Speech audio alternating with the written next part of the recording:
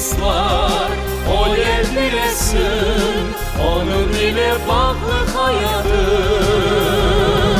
Damgalı bayrak, mukaddes bayrak, alelensin daim vatanda.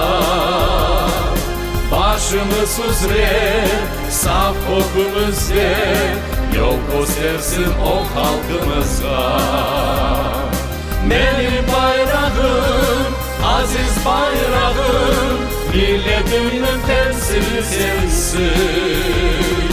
Biz sana sadık olurmuzdayım, kırıntıda sen ile yensin.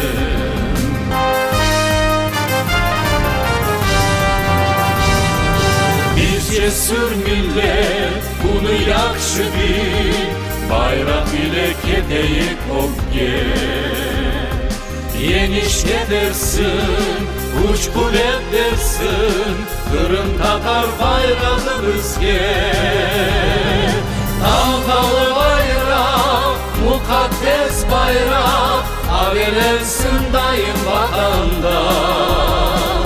Başımız üzere, saf kokumuzda, yol göstersin o halkımızga.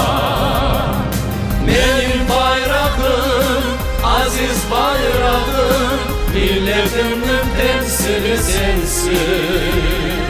Biz sana sadık olurmuzdayım, Kırım'da sen ile yensin.